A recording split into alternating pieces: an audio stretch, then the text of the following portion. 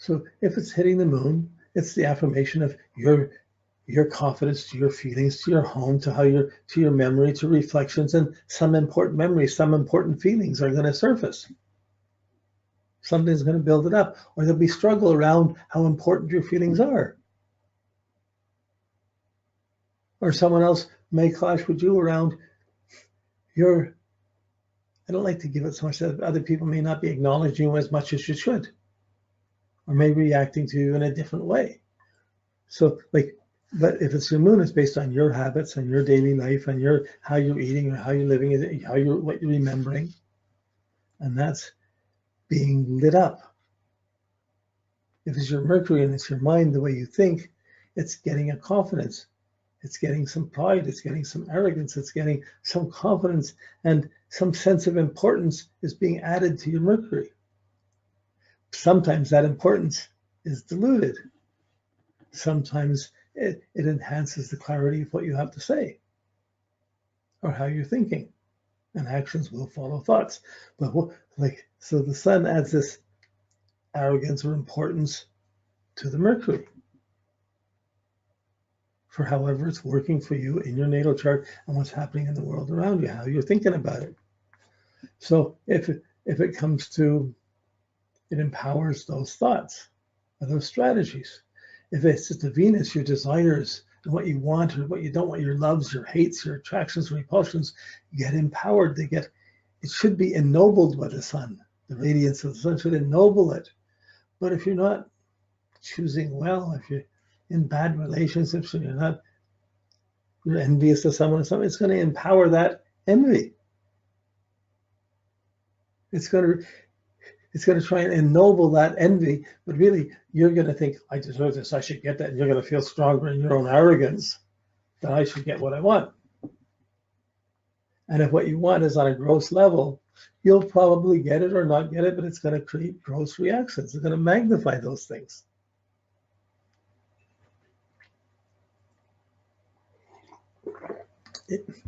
It happens often enough and regularly enough that we don't consider these things big turning point, big things in our life. They just happen along. They're just not random, they're sequential, but they repeat each year and they go along, but we still have to navigate through them and we're affected by them. And as we change we can heal anything. You find that something difficult happening, you can heal anything.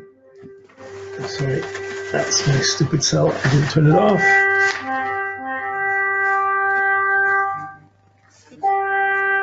Okay, now it's off. Okay, so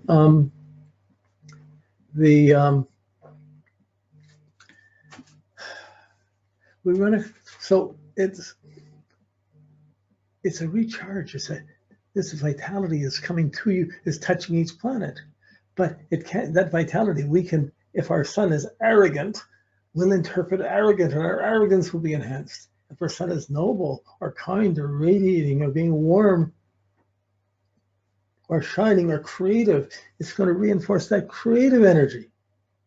Of course, if you're around a lot of people aren't being creative, they could still think you're arrogant for being creative.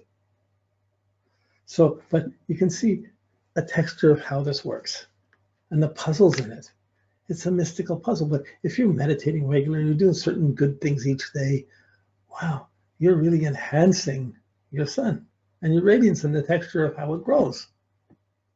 And you're qualifying how these things happen. So every touch of the sun, even the squares and oppositions, will not be so negative or so dark or so challenging because you're trusting your heart to determine your confidence.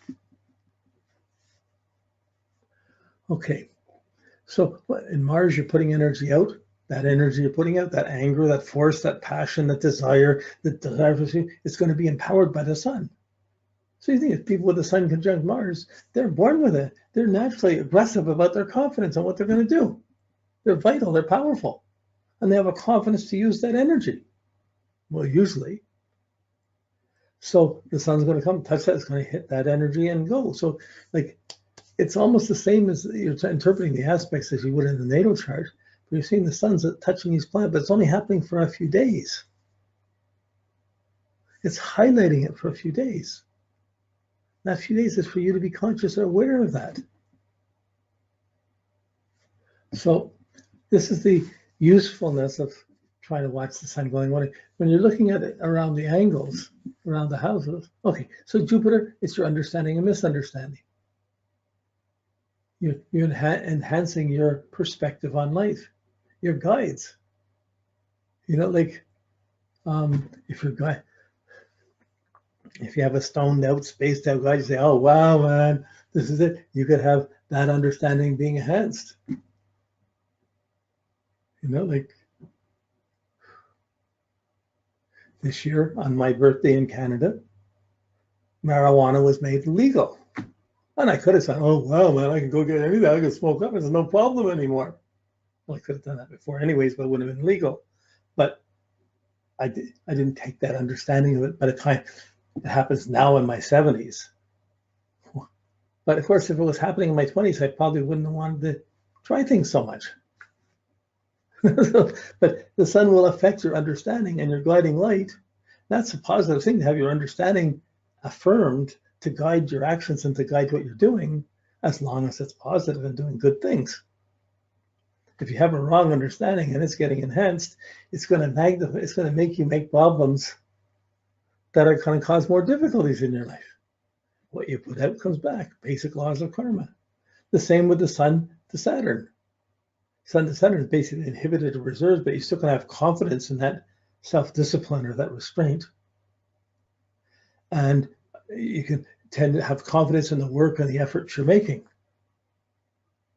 But struggles can come up around it. If you're not got a good sense of responsibility, you don't have good self-discipline, you aren't prepared for things, authority, problems, pressures, restrictions will come in and they'll be empowered and they'll come up and be highlighted. And you'll be struggling because you don't have the right attitude to them.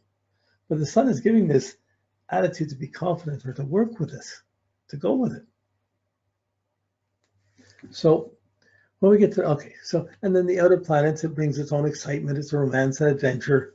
But really, I mean, the sun to each of the planets is giving this affirmation to each of this, to the excitement of Uranus, to the romance and adventure of Neptune, to the reality check and the challenges of Pluto. But it's not as powerful as Pluto making an aspect of the sun or the outer planets affecting. That's a whole bigger thing. These are things that just last a day or so. These are not major crises in your life. They're phases, little pockets of experience that you go through.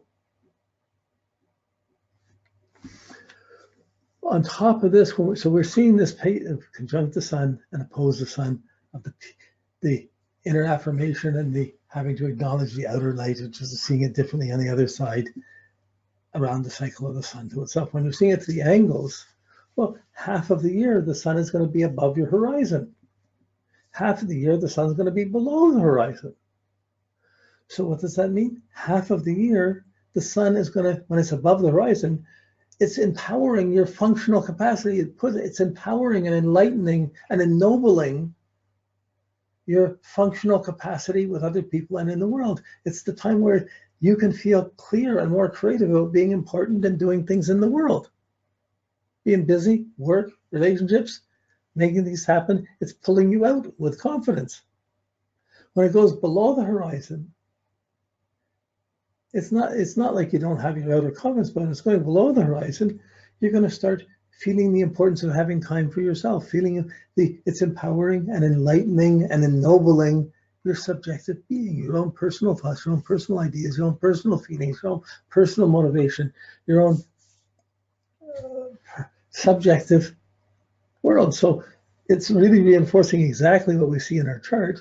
Your sun is your sun natally above or below the chart? Which is your priority? My sun's below the horizon, the second house. So my subjective life is more important. So when the sun is conjuncting my sun and it's below the horizon, I'm being affirmed for what I'm into. Never mind where everyone else is. So I get recharged when the sun's below the horizon in that half of the year, more than when it's above the horizon. Doesn't mean I don't work with it, I go outside, but it's just a certain shades of how much light and confidence comes in. So you're seeing this above or below the horizon of the sun. That's a big shift, below or above. This is why we use these rising, above, below, rising, setting halves of the chart. They really stand out distinctively. It's distinctively in your natal chart. You have to see that because that's your priority. Then when you see the sun moving on, it's echoing that. It's moving through these textures and bringing these things into your experience as it moves around the chart, around the heavens, and that goes back, creates its cycle to your sun or to the angles. So this half below and above, that's distinctly recognizable. So the turning points of the sun, when the sun makes a special focus on your ascendant, it's radiating your ascendant. It's adding confidence to your ascendant. Your identity is being, wow, this is me. And as you say, wow, this is me, you're not thinking, wow, look how important everyone else is. You're not saying that. You're saying, wow, this is me. And instantly you're moving into your subjective world more than into your social world. At the descendant, you're going, wow, this is us. This is you. You're doing that. Like the sun goes up to hit these are coming out of your personal world and it starts recognizing others. So it goes into that. It's going above the horizon. So the shifts at the ascendant really are these distinct shifts. With every planet goes around, it does it's the same logic.